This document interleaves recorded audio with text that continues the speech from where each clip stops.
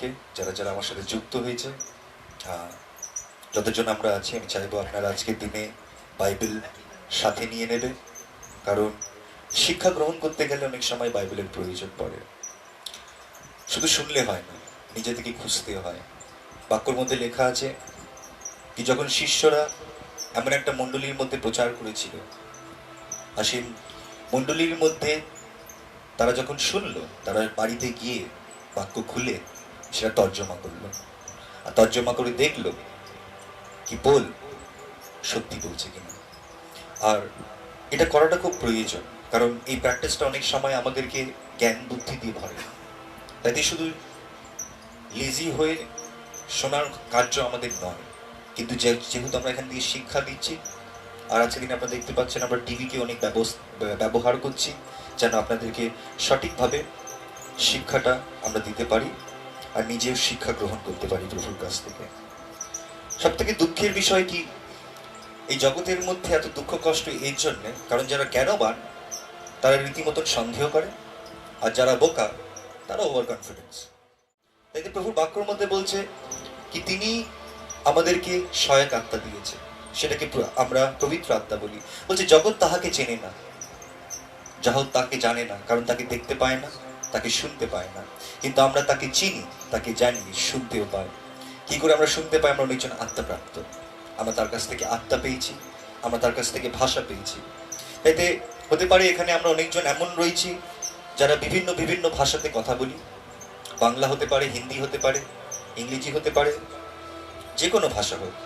কিন্তু প্রভু বলছে আমাদেরকে একতার আত্মা দিয়ে তিনি আমাদেরকে স্বর্গীয় ভাষা দিয়েছে, যেটার মধ্যে আমরা প্রত্যেকজন চাই বিভিন্ন ভাষা, বিভিন্ন ব্যাকগ্রাউন্ড, বিভিন্ন কমিউনিটি থেকে বিলং করি, কিন্তু যখন আমরা প্রভুর দরবারে আসি সেই ভাষা আমাদেরকে এক করে।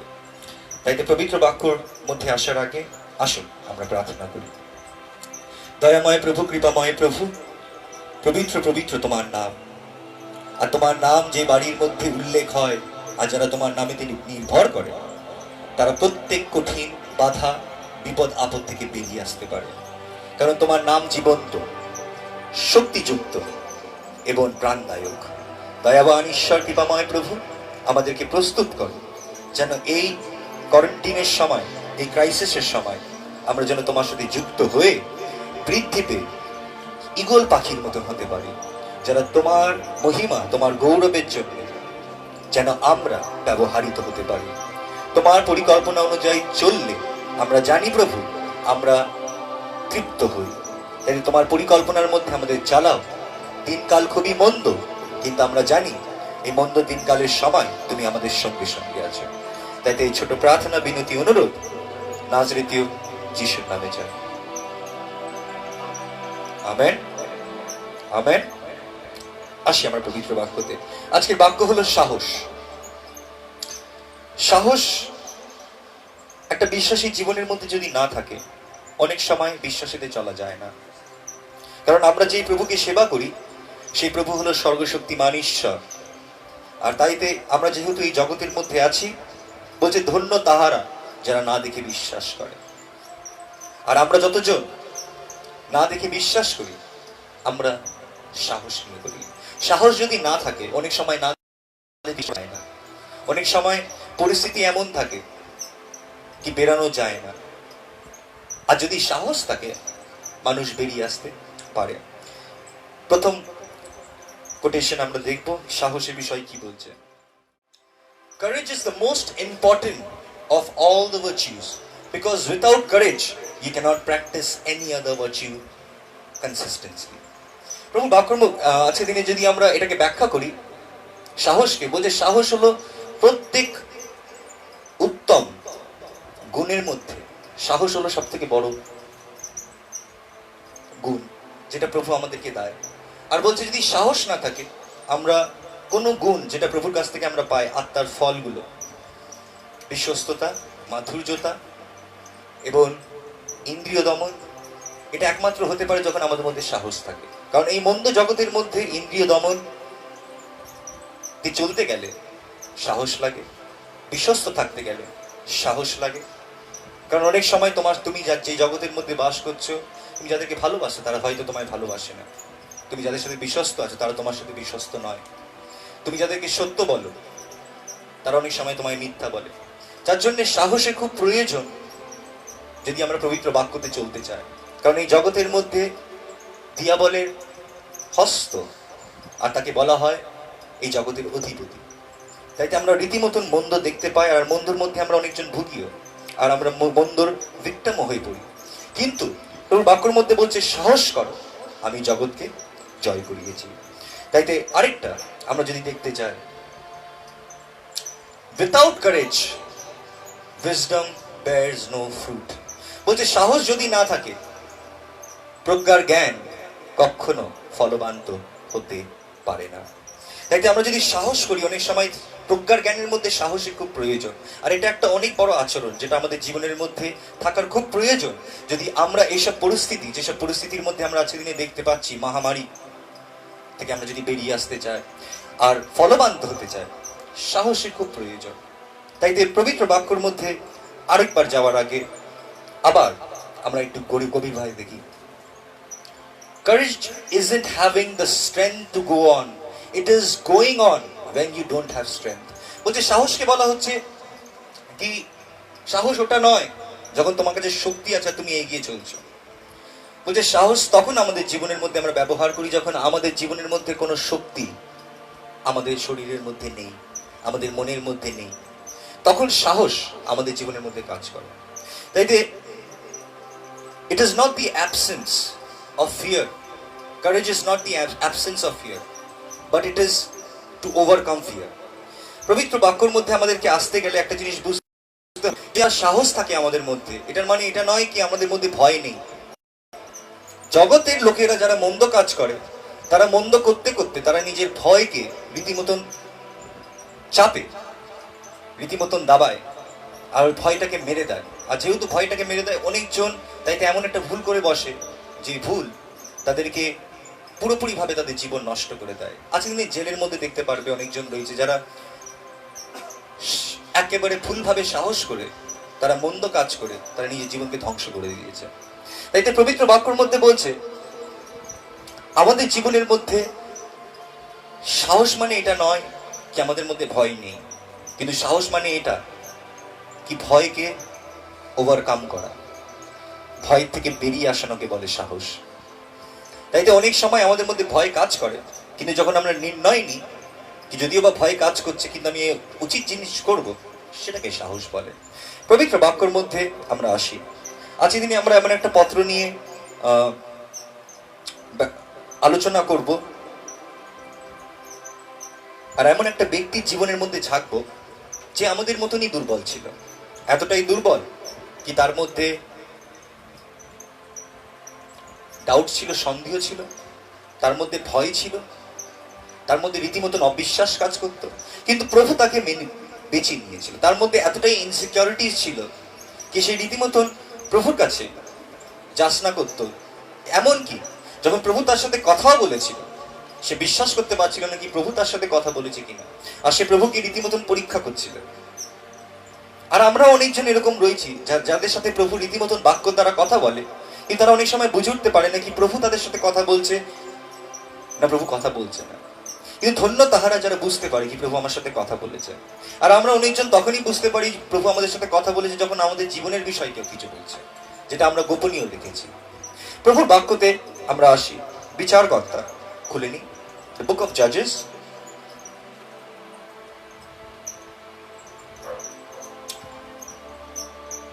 The book of জাজেস chapter 6, 1 to 6। আমরা যখন বিচারকর্তা খুলে নি 6 অধ্যায় 1 থেকে 6, এর মধ্যে ইসরায়েল জাতির পরিস্থিতি এবং গিডিয়ন জীবন খুব সুন্দর করে ব্যাখ্যা করছে। বলছে Israelite did evil in the eyes of the Lord, and for 7 years he gave them into the hands of the Midianites, because the power of Midian was so oppressive. The Israelites prepared shelters for themselves in mountain cliffs, caves and strongholds. বলছে Israel জাতি প্রভুর চোখের মধ্যে মন্দ করেছিল, এতটাই মন্দ করেছিল কি প্রভু তাদেরকে মিডিয়ানাইটসদের হাতে তুলে দিয়েছিল। মিডিয়ানাইটস একটা জাতি ছিল যে ইসরায়েলের খুব পাশে, একটা নেবারিং কান্ট্রি ছিল।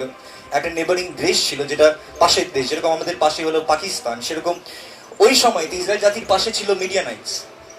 আর তাদের পাশে বলছে তারা এতটাই মন্দ করেছিল ইসরায়েল জাতি কি প্রভু তাদেরকে তুলে দিয়েছিল মিডিয়ানাইটসদের হাতে। আর 7 বছর তারা মিডিয়ানাইটস তাদের উপরে কর্তৃত্ব করেছিল। আর কিভাবে কর্তৃত্ব করেছিল আমরা দেখি। বলছে because of the power of Midianites was so oppressive, the Israelites prepared shelters for themselves in mountain cliffs, caves and strongholds. বলছে তারা এতটাই তাদের উপরে অত্যাচার করছিল মিডিয়ানাইটসরা কি তারা নিজের দেশ ছেড়ে পালিয়ে গিয়ে লুকিয়ে লুকিয়ে কেউ পাহাড়ের উপরে থাকছিল, কেউ গুফার মধ্যে থাকছিল, আর সেখানে তারা নিজের স্ট্রংহোল্ড বানিয়েছিল বেঁচে থাকার জন্য। আর যেহেতু তারা ওখানে বেঁচে থাকার জন্য করছিল, whenever Israelites planted their crops, the Midianites, the Amalekites and the eastern people invaded the country. They camped on the land and ruined the crops all the way to Gaza and did not spare living thing for Israel, neither sheep nor cattle nor donkeys. বাক্যের মধ্যে বলছে কি যখন ওরা ওই জায়গার মধ্যে গুফার মধ্যে পাহাড়ের মধ্যে পুরো ইসরায়েল জাতি লুকাচ্ছিল, আর লুকিয়ে লুকিয়ে যখনই তারা কোনো কিছু কৃষক হিসাবে বপন করত, বলছে সব জায়গা থেকে মিডিয়ানাইটসরা এসে, ম্যালাকাইটসরা এসে, আর প্রত্যেকটা ইস্টার্ন জাতি থেকে তারা প্রত্যেকজন এসে তাদের প্রত্যেকটা ফসলকে ধ্বংস করে দিত। ফসলকে ধ্বংস করার পর বলছে তাদের যে ক্যাটেল ছিল, গরু, তারপরে তোমার ছাগল, তারপরে তোমার মেষ, তাদের সবকে বধ করে দিয়ে চলে যেত যেন তারা না খেয়ে মরে। আর বধ করে দিয়ে চলে যেত। আর তাদের অবস্থা এতটাই খারাপ হয়ে গেছিল কি তারা প্রত্যেকজন না খেয়ে মরছিল, কারণ তারা আসছিল, তারা চুরি করে নিচ্ছিল, তাদের সবকিছু ধ্বংস করে দিচ্ছিল, তাদের খাবার দাবার ধ্বংস করে দিচ্ছিল, তাদের যত রকমের ক্যাটেলস ছিল সেসবকে নষ্ট করে দিচ্ছিল। এমনকি যেসব জীব জন্তুদেরকে নিয়ে তারা নিজের জীবনটাকে চালাতো, যা তারা নিজের যেরকম শীত আমরা বুঝতে পারি, মেষের জানেন তো, মেষের যে চুলগুলো হয় ওটা দিয়ে আমরা ভুল তৈরি করি, আর ভুল তৈরি করে ওটা দিয়ে ওরা ব্যবসা করতো। বলছে সবকিছুকে তারা মেরে দিত, কিছুই ছাড়তো না। আর যার জন্য তারা এতটাই গরিব হয়ে গেছিল আর এতটাই অভাবের মধ্যে চলে এসেছিল কি তারা ঈশ্বরের কাছে কেঁদেছিল। They came up with their livestock and tents like swarms of locusts. It was impossible to count them on their camels. বলছে তাদের শত্রুরা, ইসরায়েল জাতির শত্রুরা এতটাই ছিল কি বলছে গিনতি করা যেত না। তারা উটের উপরে বসে আসতো আর তারা সব ধ্বংস করে দিয়ে চলে যেত। যতবার তারা নির্মাণ করছিল সব ধ্বংস করে দিয়ে চলে যেত। আর ধ্বংস করে দিয়ে তারা প্রত্যেকজন অভাবে, অনটনের মধ্যে, কষ্টের মধ্যে জীবন যাপন করছিল। এমন কষ্ট যে কষ্ট অনেক সময় আমরা বুঝে উঠতে পারি না। এমন কষ্ট আমাদের জীবনের মধ্যে তখন আসে যখন আমাদেরকে ক্ষতি করতে চায়। অনেকজন রয়েছে যারা জাদু, আমরা ক্ষতিগুলো দেখতে শুরু করি, আমাদের সবকিছু হারিয়ে যায়। তাদের ঘর বাড়ি ধন দৌলত সব একবারে বেরিয়ে গেছে একটা ক্ষতির জন্য। আর তারা এমন একটা পরিস্থিতির মধ্যে চলে এসেছে কি তারা রাস্তায় চলে আসবে। তাদের খাবার ঠিক ছিল না, তাদের থাকার ঠিক ছিল না। আচ্ছা, যদি আমরা রাস্তার মধ্যে অনেকজনকে দেখি কি তাদের খাবার ঠিক নেই, থাকার ঠিক নেই, তারা রাস্তার মধ্যে বাস করছে। বলছে ইসরায়েল জাতির অবস্থা ওরকম হয়ে গেছিল, কারণ তারা ঈশ্বরের বিরুদ্ধে পাপ করেছিল। আর পাপ করার পর 7 বছর তাদের হাতের মধ্যে প্রভু তুলে দিয়েছিল। আর যতক্ষণ ইসরায়েল জাতি কাঁদেনি ততক্ষণ ঈশ্বর তাদেরকে উদ্ধার করেনি, প্রভু বাক্যতে বলছে। আবার পবিত্র বাক্যের মধ্যে আমরা যখন দেখি, how could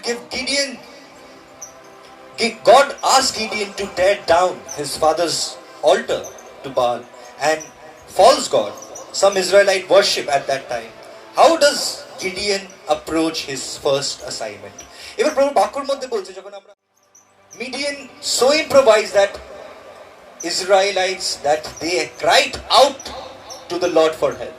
বলছে তাদেরকে এতটাই চাপানো হয়েছিল কি তারা ঈশ্বরের কাছে চিৎকার করলো, তারা কাঁদিল, তারা ক্রন্দন বিলাপ করিল। When the Israelites cried out to the Lord because of Midian, he sent them a prophet. বলছে যখন তারা চিৎকার করে ঈশ্বরকে ডাকিল, তখন ঈশ্বর তাদের মধ্যে একটা ভয়বাদীকে প্রেরণ করলো। আর সেই ভয়বাদী কে ছিল? Who said, this is what the Lord, the God of Israel says, I brought you out of Egypt, out of the hand of slavery. I rescued you from the hand of Egyptians, and I delivered you from the hand of your oppressors. I drove out before you and gave you their land. I said to you, I am the God. Do not worship the other gods of Amorites in whose land you live. প্রভু বাক্যের মধ্যে বলছে তিনি তখন প্রেরণ করলো যখন Israel জাতি কাঁদলো, আর যখন তিনি ভাওবাদীকে প্রেরণ করলো, সেই ভাওবাদী বলল কি ঈশ্বর তোমাদের সঙ্গে আছে, যে তোমাদেরকে উদ্ধার করেছে মিশরীয় দেশ থেকে, সে তাদের কাছ থেকে যারা তোমাদেরকে দাসত্বের মধ্যে রেখেছিল, সে তোমাদের কাছ থেকে তাদেরকে বের করে তার তোমাদেরকে একটা নতুন দেশ দিল। কারণ ঈশ্বর বলিল, আমি তোমার ঈশ্বর, তোমার প্রভু, তুমি অন্য কোনো দেব দেবতাকে কখনো পূজা করিবে না। In whose land you live but you have not listen to me. বলছে তুমি যেসব দেশের মধ্যে থাকতে, তুমি সেসব দেশের মধ্যে রীতিমতন তাদের ঈশ্বরের সাথে, তাদের ফেস্টিভ্যালের মধ্যে, তাদের সকল রকমের নষ্টামির মধ্যে প্রত্যেক ইসরায়েল জাতি ভাগ নিয়েছিল। তাইতে প্রভু তাদের উপরে এতই রেগে গেছিল কি প্রভু তাদেরকে ত্যাগ করে দিয়েছিল। আর 7 বছর তারা কষ্টের মধ্যে ছিল, যতক্ষণ পুরো ইসরায়েল জাতি তার কাছে কাঁদেনি ততক্ষণ তিনি ভাওবাদীকে প্রেরণ করেন। আচ্ছা, তিনি আমাদেরকে দেখুন, আমরাও কিন্তু এরকম করেই জীবন যাপন করছিলাম। আমরা খ্রিস্টান বটে, কিন্তু আমরা অনেক সময় অন্য দেব দেবতার কাছে গিয়ে মাথা টেকি, অন্যদের কাছে গিয়ে ডাক দিই, অন্যদের ফেস্টিভ্যালের মধ্যে আমরা ঘুরি। প্রভুর চোখের মধ্যে এর থেকে বড় পাপ আর হতে পারে না কি প্রভুর দাস দাসীরা সত্য ঈশ্বরকে ছেড়ে আর মিথ্যাতে বিশ্বাস করে। তারপরে প্রভু বাক্যতে আমরা দেখি 11, The angel of the Lord came and sat down under the oak in Ophrah that belonged to Joash the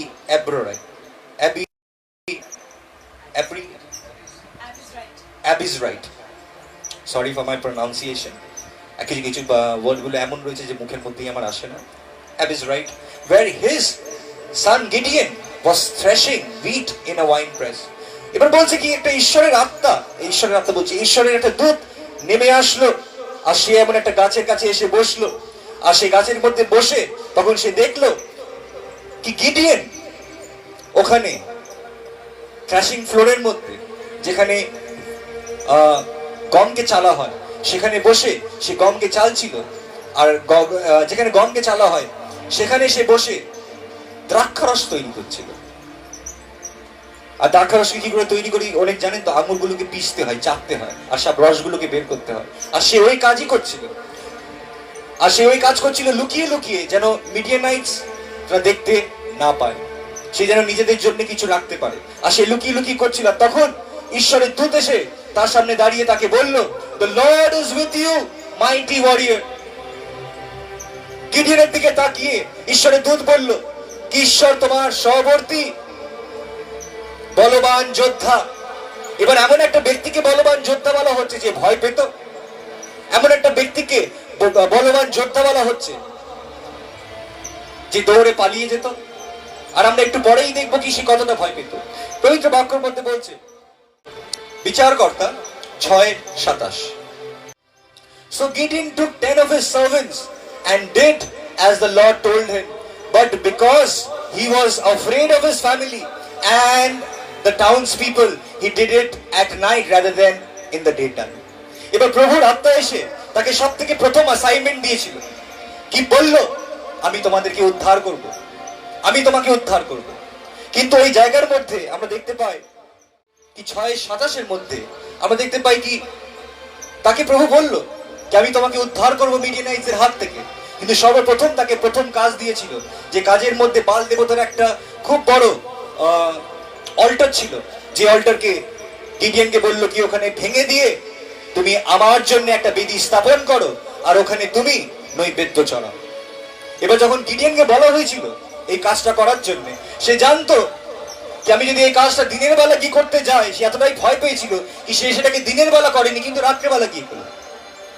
সে 7-8 জনকে নিয়ে গিয়ে সে সেই অল্টারটাকে ভাঙলো, সেই বেদিটাকে, বাল দেবতার বেদিটাকে ভেঙে সেই ঈশ্বরের বেদিটাকে স্থাপন করলো। আর স্থাপন করে সেই ঈশ্বর যাকে যেই কথাটা বললো সে সেই কাজ করলো। ওই তো বাক্যের মধ্যে আমরা আবার দেখি যখন তাকে বললো কি আমি তোমার সঙ্গে সঙ্গে আছি, স্বর্গদূত যে গিডিয়ন উত্তরে বলল, "Pardon me, my lord." Gideon replied, "But if the Lord is with us, why has all this happened to us?" বলছে, যদি ঈশ্বর আমাদের সাথে আছে, আমায় ক্ষমা করো আমি এই কথা বলছি, ঈশ্বর যদি আমার সাথে আছে, তাহলে আমাদের সাথে 7 বছর এরকম কেন হলো? আমরা এরকম পরিস্থিতি থেকে কেন গেল? অনেকজন জানেন তো, যখন সমস্যা আসে অনেকজন মনে করে কি ঈশ্বর আমাদের সাথে নেই, ঈশ্বর মুখ ঘুরিয়ে নিয়েছে। কিন্তু আমরা অনেক সময় ভুলে যাই কি প্রভু কখনোই বলেনি আমাদের জীবনের মধ্যে দুঃখ কষ্ট আসবে না। তিনি বলেছে দুঃখ কষ্ট আসবে, কিন্তু সাহস করো, আমি জগৎকে জয় করেছি। আর এই একই কথা প্রভু এখানে গিডিয়ন তাকে বলছে কি, তুমি যদি আমাদের সাথে আছো প্রভু, তাহলে আমাদের সাথে এইসব কেন হচ্ছে?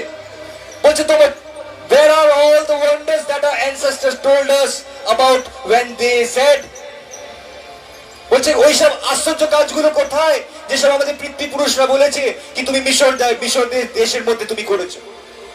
আমরা তো কিছু দেখতেই পাচ্ছি না কি তুমি আমাদের সাথে আছো কিনা, আমরা তোমার হস্ত দেখতে পাচ্ছি না তুমি আমাদের সাথে আছো কিনা।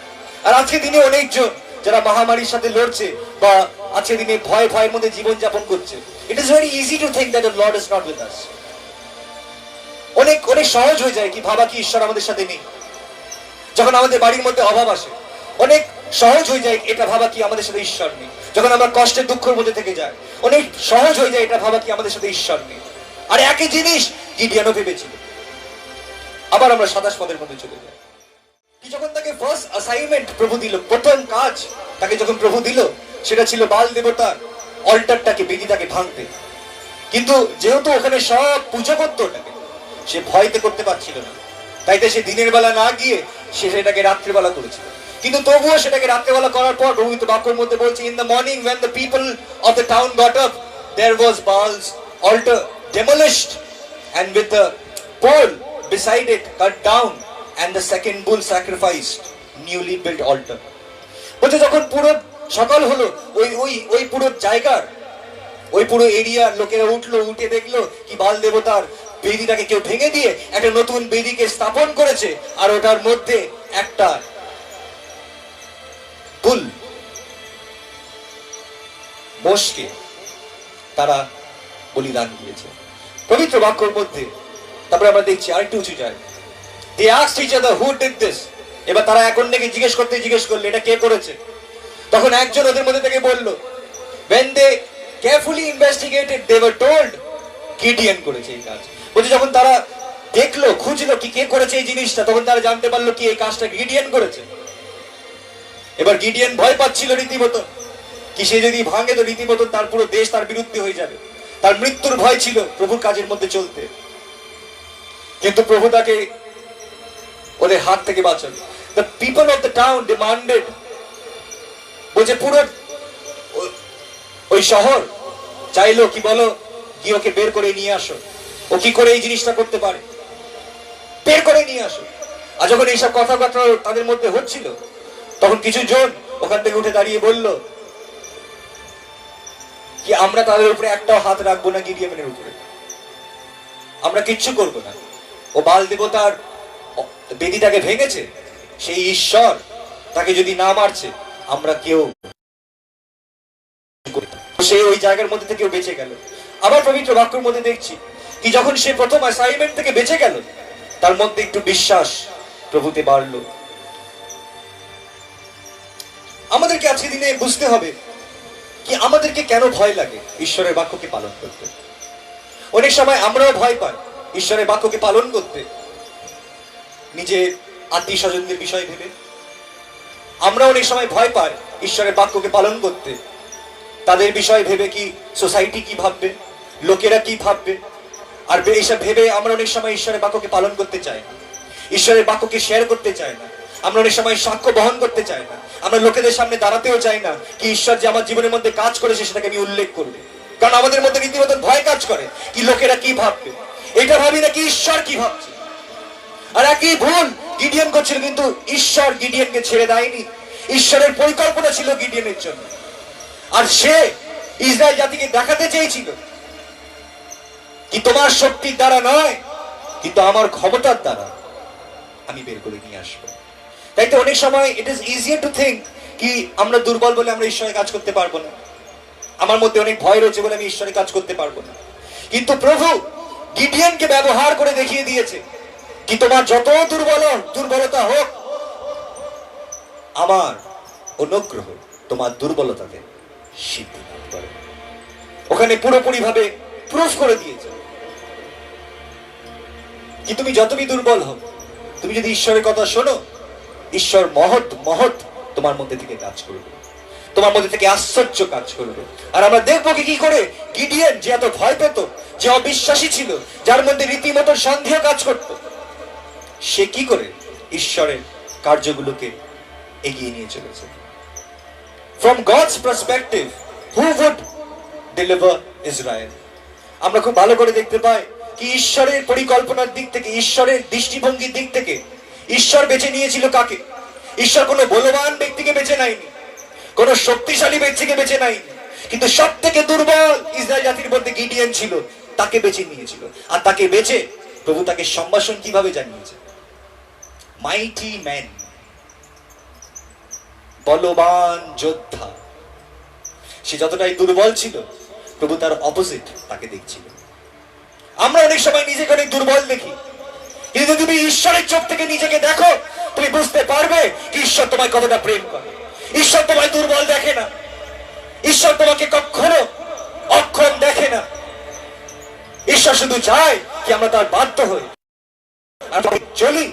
তখন আমাদের দুর্বলতা তো আমাদের মধ্যে থাকে, কিন্তু তার সাথে থাকে ঈশ্বরের মহিমা বড় বড়, ঈশ্বরের আশ্চর্য কাজ বড় বড়। আর সেই আশ্চর্য কাজ দেখে আমরা বৃদ্ধি লাভ করতে পারি। আর গিডিয়নের মতন ব্যক্তিকে সে ব্যবহার করতে শুরু করেছিল। প্রভুর দৃষ্টিভঙ্গি আমাদের প্রতি এইরকম। তাই এরকম ভেবো না কি আমি অনেক দুর্বল, আমার দ্বারা হবে না। এইটা ভাবো কি আমি দুর্বল তো ঠিক, কিন্তু আমার প্রভু জীবন্ত জাগ্রত ঈশ্বর, তিনি অসম্ভবকে সম্ভব করার ঈশ্বর। তিনি আমাদের জীবনের মধ্যে যেখানে কোনো রাস্তা নেই, সেখান থেকে রাস্তা বের করতে পারে।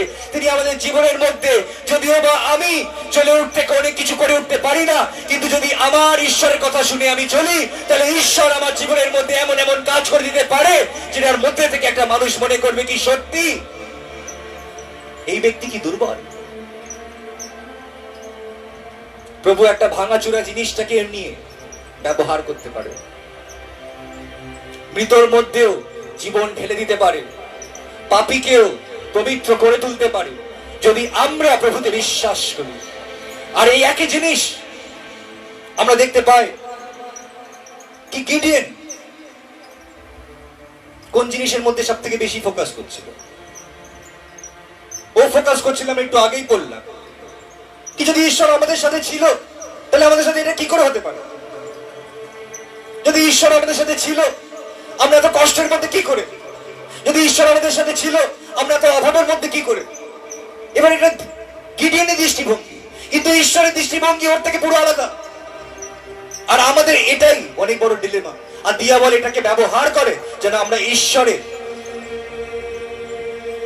ভেসেল না হতে পারি, ঈশ্বর যেন আমাদেরকে ব্যবহার না করতে পারে। কারণ যখন ঈশ্বর ব্যবহার করে তখন উদ্ধার নেমে আসে, যখন ঈশ্বর ব্যবহার করে তখন মুক্তি নেমে আসে, যখন ঈশ্বর ব্যবহার করে তখন সুস্থতা নেমে আসে, যখন ঈশ্বর ব্যবহার করে তখন মানসিক দিক থেকে যারা ভুগছে তারা পুরোপুরি ভাবে সুস্থ হয়ে পড়ে। যখন ঈশ্বর ব্যবহার করে যেখানে কোনো রাস্তা নেই, সেখান থেকে তিনি রাস্তা বের করে দেয়। আর দিয়াবল চায় না কি তোমায় ব্যবহার করতে দিতে। যেরকম গিডিয়নও ভাবছিল কি আমার মতন ব্যক্তিকে কি করে ব্যবহার করে। গিডিয়নের দৃষ্টিভঙ্গি কি ছিল আমরা দেখতে পারি এখানে। চলো আমরা দেখি গিডিয়ন কি ভাবছিল। বিচারকর্তা 6:12। তারপরে প্রভু তাকে বলল 14 পদের মধ্যে, The Lord turned to him and said, Go in the strength you have and serve and save Israel out of Midian's hand. বলছে তোমার কাছে যতটা অল্প শক্তি আছে, ওই অল্প শক্তি নিয়ে যাও, আমি ইসরায়েল জাতিকে উদ্ধার করবো তোমার হাত থেকে। জানেন তো, আমরা অনেক সময় মনে করি কি যারা এখানে বসে প্রচার করছে তারা অনেক কোয়ালিফাইড, তারা অনেক পবিত্র, কিন্তু এটা অনেক ভুল কথা। বলছে ধার্মিক কেউই না।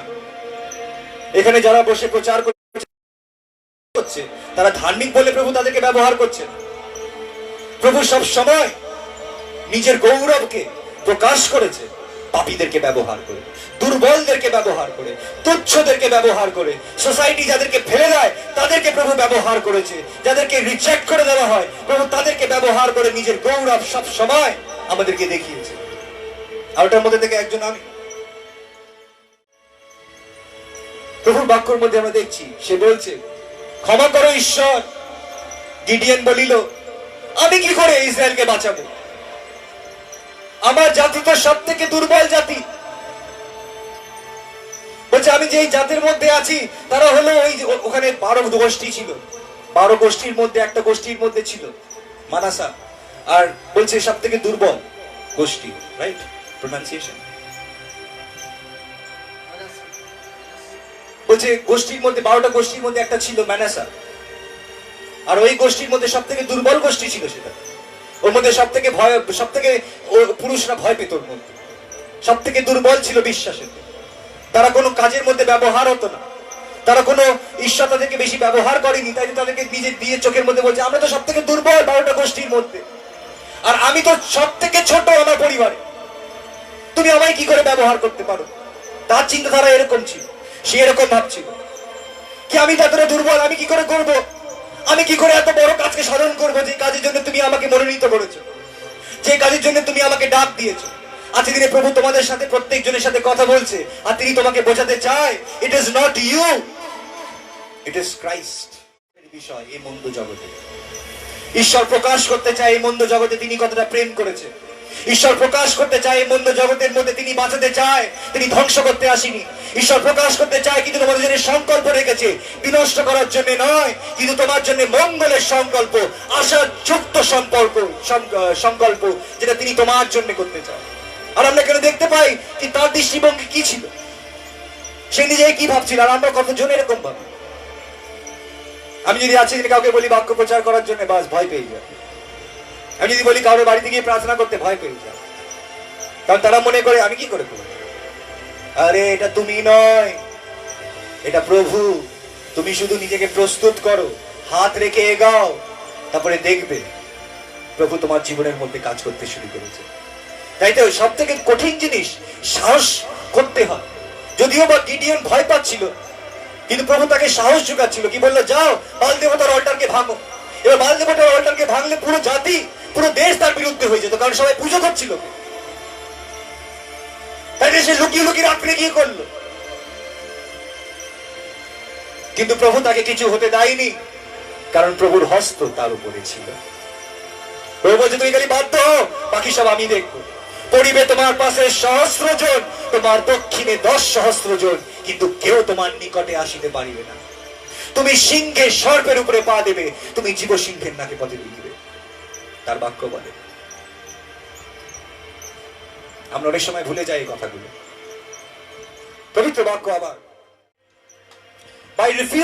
by refusing to help Gideon,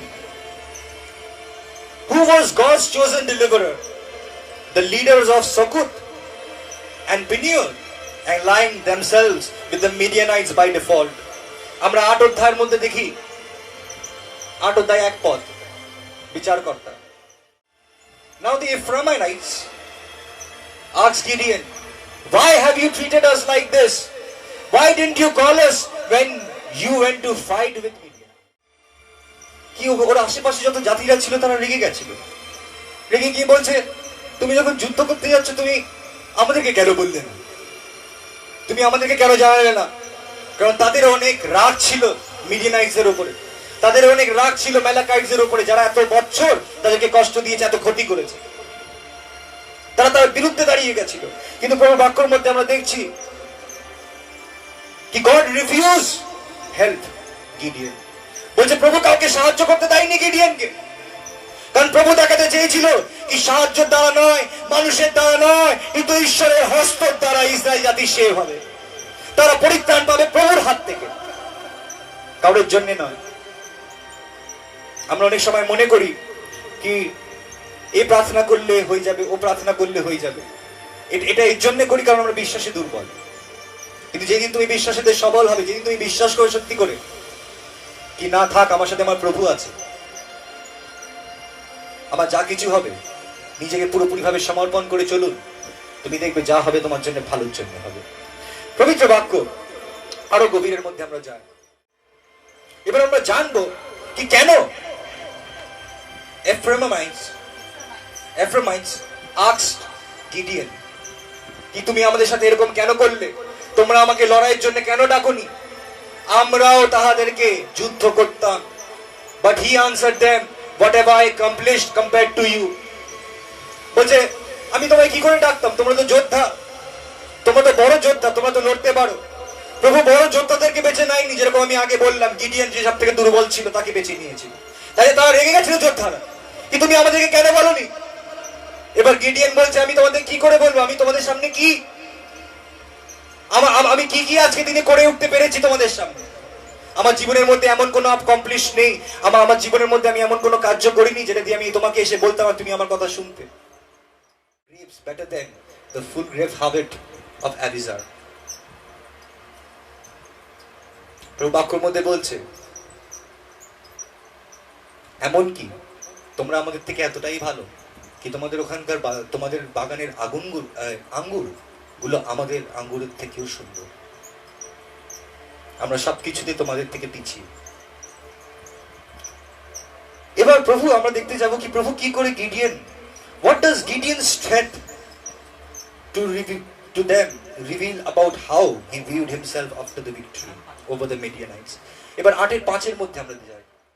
He said to the man of Sukut, give my troops some bread, they've worn out, and I'm still pursuing Zeban and Zalmunna, the kings of Midians. এবার এই দুটো king ছিল, Zeba and জালমুনা। Zeba আর জালমুনা দুটো রাজা ছিল মিডিয়ানাইটসদের। এবার যখন তারা যুদ্ধের মধ্যে নেমেছিল, এবার এই যুদ্ধটা আমি একটু বলি কি করে তারা জিতেছিল। প্রভু বাক্যের মধ্যে বলছে কি প্রভু যখন গিডিয়ন প্রস্তুত হচ্ছিল, তাদের সাথে প্রায় 33,000 জন তাদের সাথে ছিল। পবিত্র বাক্যের মধ্যে আমরা দেখি 7:2 মধ্যে বলছে, the Lord said to Gideon, you have too many men. তাদের কাছে প্রায় হাজার হাজার লোক ছিল। বললো কি তোমার কাছে অনেক লোক আছে। এর জন্য প্রভু বললো কি প্রভু দেখাতে যে তোমাকে উদ্ধার করবো। I cannot deliver Midian into your hands or Israel would boast against me. বলছে আমি যদি তোমাদেরকে করতে দিই তাহলে তোমরা শ্লাঘা করিবে কি আমরা করেছি, ঈশ্বর না। তাই বলছে তোমাদের কাছে অনেক লোক রয়েছে। My own strength has saved me and announced to the army, anyone who trembles with fear may turn back and leave Mount Gilead. বলছে প্রভু তাদেরকে ওই হাজার হাজার জনের মধ্যে থেকে বলছে যদি কেউ ভয়তে আছে যুদ্ধে তাদেরকে বলো ঘুরে গিয়ে ঘরে চলে যেতে। এবার গিডিয়ন যে যুদ্ধের জন্য প্রস্তুত হচ্ছিল, যে জানতো ঈশ্বর তাদের হস্তের মধ্যে তুলবে, কিন্তু এটা জানতো না কি প্রভু কিভাবে করবে। এবার ওর রীতিমতন ভয় চলছিল যখন প্রভুর পরিকল্পনার মধ্যেও চলছিল। আজকে দিনে আমাদেরও অনেক রীতিমতন ভয় করি আমরা যখন প্রভুর পরিকল্পনায় চলি। কি করে হবে, আমার কাছে তো টাকা নেই, মিটিং এ কি করে যাব, কি করে সাহায্য করব, কি করে হাত বাড়াবো। আমরা ওই সময় বাক্য পালন করতে পারি না। প্রভু বলছে it is more blessed to give than to receive. বলছে দেওয়া বেশি আশীর্বাদ যুক্ত পাওয়ার থেকে। আমরা অনেক সময় দিতে পারি না নিজের কথা ভেবে, কারণ আমাদের মধ্যে ভয় কাজ করে। আমরা করতে চাই কিন্তু করে উঠতে পারছি না, কারণ ভয় আমাদের ধরে রেখেছে। আমরা অনেক সময় মিটিং এর মধ্যেও যাওয়ার সময় আমরা লোক খুঁজি, ভয় করে। আর যারা ভয় করে তারা প্রভুর পথের মধ্যে সঠিকভাবে চলতে পারে না। এই বাক্যতে কখনোই চলতে পারবে না যদি তুমি ভয় করো। তোমায় সাহস করতে হবে রীতিমতো যদি তুমি প্রভুর পথে চলতে চাও। আজকে দিনে আমাদের সব জিনিসের জন্য সাহস লাগে, প্রত্যেক জিনিসের জন্য। যদি তুমি বুদ্ধিমান হয়, একটা বাচ্চাকে বড় করতেও কিন্তু সাহস লাগে না এই মন্দ জগতে। প্রভু পথে চলতে গেলে সাহস লাগে। কোন বড় পরিকল্পনাকে সাধন করতে গেলেও সাহস লাগে। মিথ্যার সামনে সত্যকে প্রকাশ করতেও সাহস লাগে, সত্য বলতেও সাহস লাগে।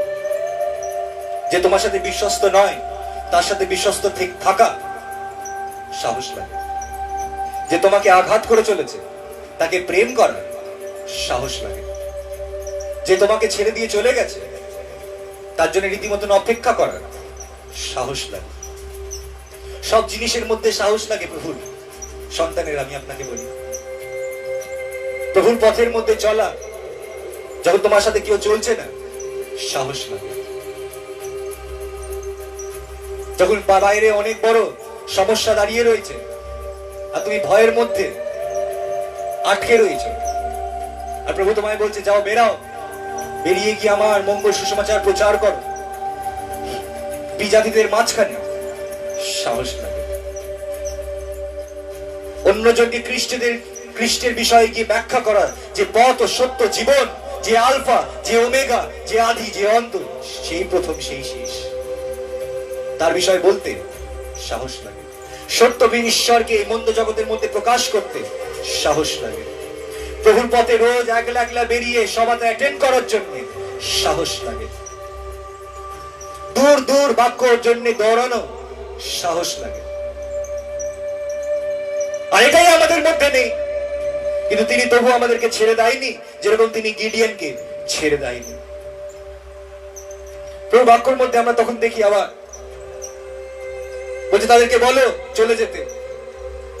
So 22,000 men left, 22,000 জন যখন এই কথাটা বললো কি যারা ভয় পাচ্ছে তারা চলে যাক, যুদ্ধের মধ্যে তাদেরকে যেতে হবে না, বলছে 22,000 জন ঘুরে চলে গেছে, আর বাঁচলো মাত্র 10,000 জন। উপরে চলো।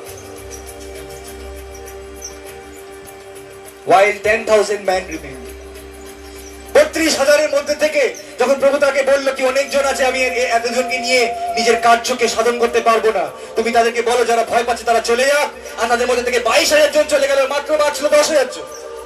কিন্তু প্রভু তখনও সন্তুষ্ট ছিল না। এবার গিডিয়ন বলছে এই কি হচ্ছে? আমাদের জীবনের মধ্যে হয় না কি আমরা চাই অনেকজনকে নিয়ে চলতে, আমরা চাই কি সবাই আমাদের সাথে চলবে, কিন্তু যখন আমরা এগাই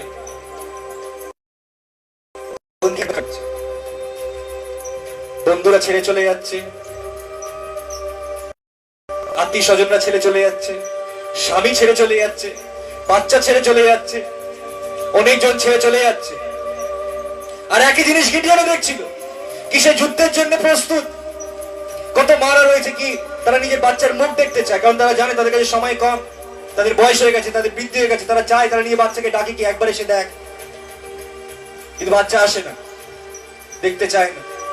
গিডিয়নের এরকম ছিল, যুদ্ধ সামনে আর দেখছে সব ছেড়ে ছেড়ে তাকে চলে যাচ্ছে।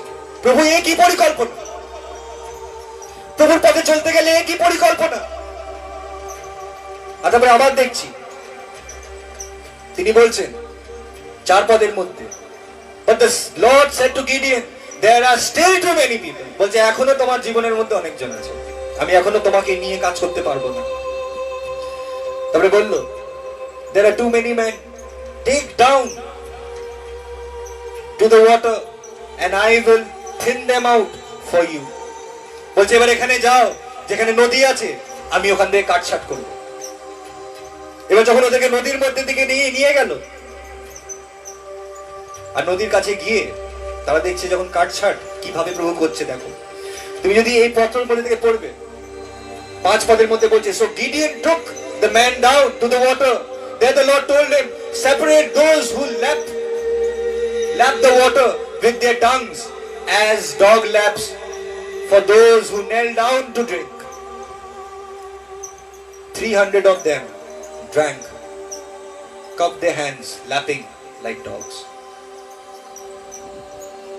বলছে ওখানে বললো কি যাও সবাইকে বলো নদীর ধারে নিয়ে গিয়ে, কারণ সবাই পিপাসিত ছিল, তাদেরকে নিয়ে গেল আর বললো আমি এখান থেকে কাটছাট করবো।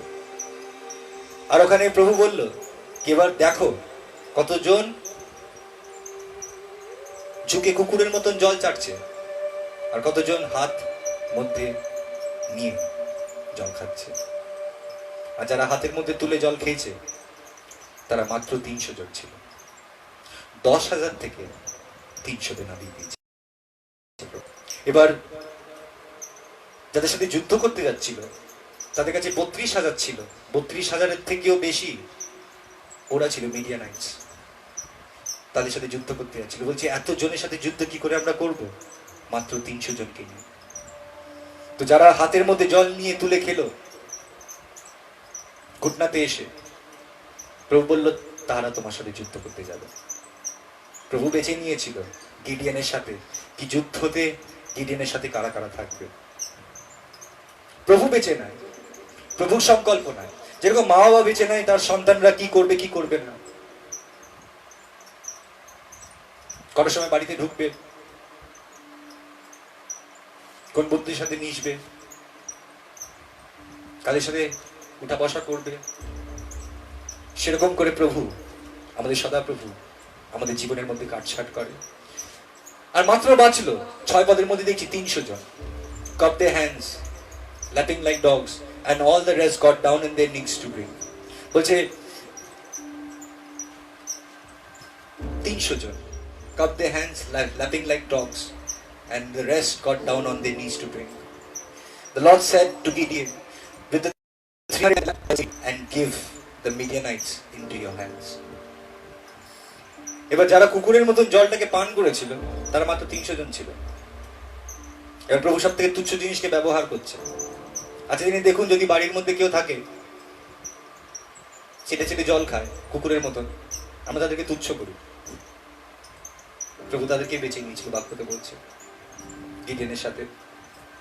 He took over the imposition trumpets of the others। পবিত্র বাক্যের মধ্যে বলছে কি 300 জনকে যখন বেঁচে নিল, 300 জনকে বেঁচে নেওয়ার পর হঠাৎ প্রভু বলল কি প্রস্তুত হও, রাত্রের বেলা তুমি যুদ্ধতে নামবে। আর যাদের সাথে যুদ্ধ করতে যাচ্ছিল তারা গিনা যাচ্ছিল না কতজন ছিল। একটা হাতের মধ্যে ট্রাম্পেট আর একটা হাতের মধ্যে জানেন তো কলসির মতন যেসব জারগুলো হয় ওইটা নিয়ে। বলছে এটা কিরকম যুদ্ধ, কি একটা হাতের মধ্যে ট্রাম্পেট দিয়েছে আর একটা হাতের মধ্যে কলসির জার দিয়েছে। এবার গিডিয়নকে যখন রাত্রেবেলা প্রভু এসে বলল কি প্রস্তুত হও, তুমি ওদেরকে গিয়ে এখনই আক্রমণ করবে আর প্রত্যেকজনকে তুমি বধ করবে। আর যখন এই কথাটা বললো গিডিয়ন ভয় পেয়ে গেছে, কিন্তু প্রভু জানতো ভয় পেয়ে গেছিল। তারপরে গিডিয়নকে প্রভু বলল, পবিত্র বাক্যের মধ্যে আমরা দেখি 7 অধ্যায় 13 পদ, বলছে আমি 300 জনকে নিয়ে যুদ্ধ করতে যাবো এত জনের কাছে যাদের কি ঘেনা যাচ্ছে না, কি করে কি করব। সে ভয় পেয়ে গেছিল, কারণ যেখানে যখন যুদ্ধ সময় চলে এসেছিল ভয় পেয়ে গেছে। তখন প্রভু বললো ভয় পেও না, যদি তোমার ভয় লাগছে যাও তোমার সাথীদের কাছে যাও আর গিয়ে শোনো ওরা কি বলছে। প্রভু প্রস্তুত রেখেছিল সবকিছু গিডিয়নের জন্য। আর গিডিয়ন যখন গেল বলছে তার Gideon arrived just as a man was telling a friend his dream। যখন গিডিয়ন ওই 300 জনের কাছে গেল তখন সে গিয়ে শুনলো, প্রভু তাকে বলেছিল গিয়ে শোনো কি বলছো। আর সে গিয়ে শুনলো কি I had a dream, বলছে আমি একটা স্বপ্ন দেখলাম। এবার এই স্বপ্নটা কি, সে লুকিয়ে লুকিয়ে শুনছিল। He was saying a round loaf of barley bread came tumbling into the Midianite camp। It struck the tent with such a force that the tent was overturned and collapsed। বলছে রুটি, গোল রুটির মতন সে স্বপ্নের মধ্যে দেখছে কি সেটা একেবারে গড়াতে গড়াতে আসলো।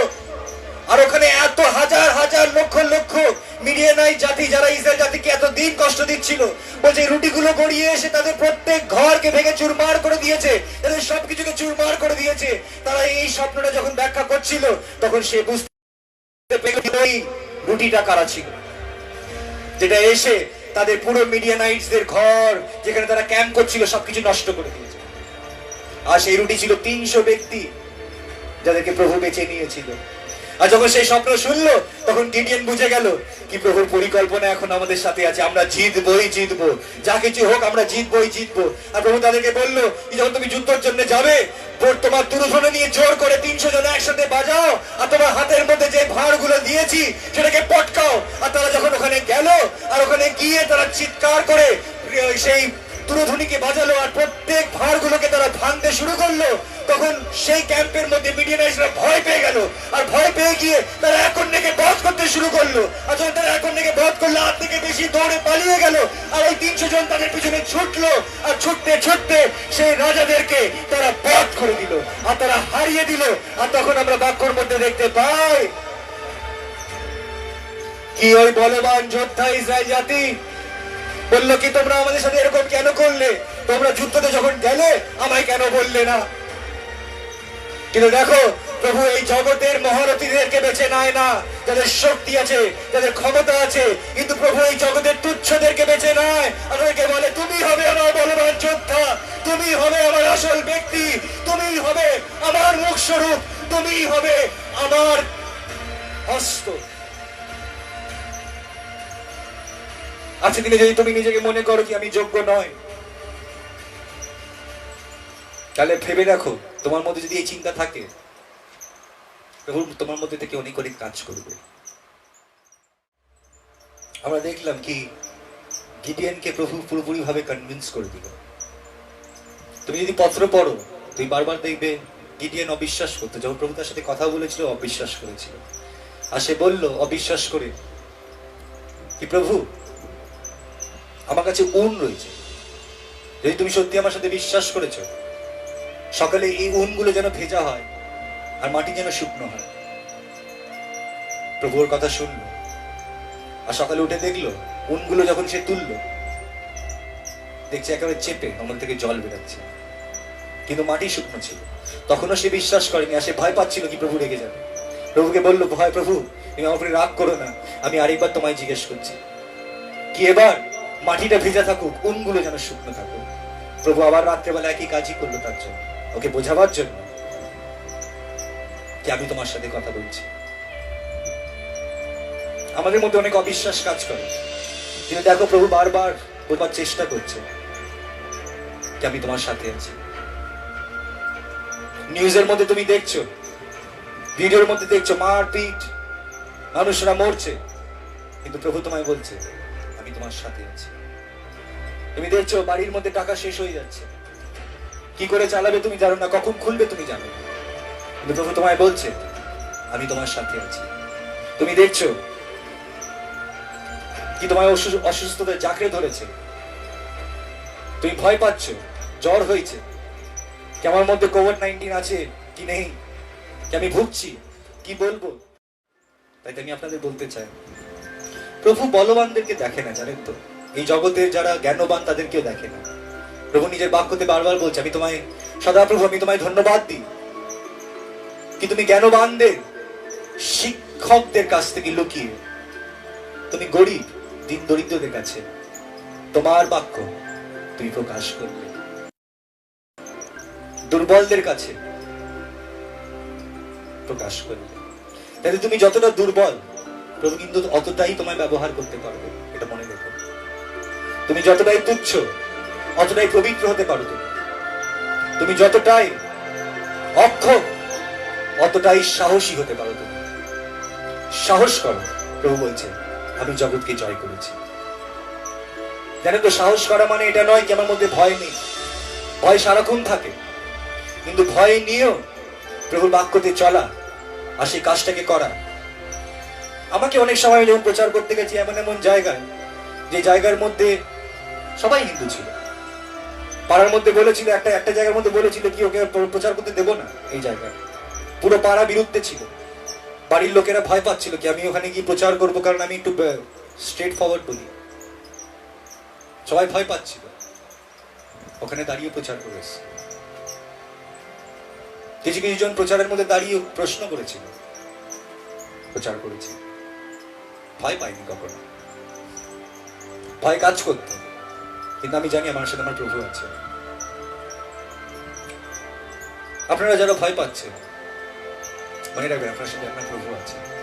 যেহোবা জিরি ঈশ্বর, যেহোবা রাফা ঈশ্বর, যেহোবা দীর্ঘায়ু দিয়ে তৃপ্ত করুন, নিজের পরিত্রাণ আপনাদের প্রত্যেকজনকে দিন। তাইতে ভয় থাকুক, রাস্তাতে কাটাও থাকুক, আমরা চলবো, কারণ আমরা জিতবো। সর্বশক্তিমান ঈশ্বর আমাদের সাথে আছে। আমরা যতই অক্ষম হোক আমরা পার করব, সর্বশক্তিমান ঈশ্বর আমার সাথে আছে। আমি যতই অন্ধকার, ঘন অন্ধকারের মধ্যে চলে যাই, মনে রেখো বাক্য তখনই না আলোকিত হয় যখন আমরা অন্ধকারে আছি। অন্ধকারের মধ্যেই কিন্তু ক্যান্ডেলের প্রয়োজন পড়ে, প্রদীপের প্রয়োজন পড়ে।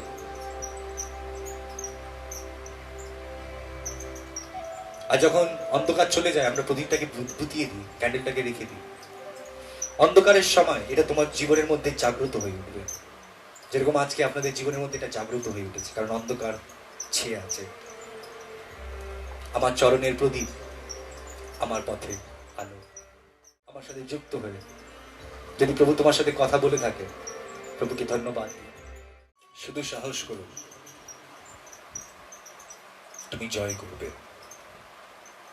God bless you.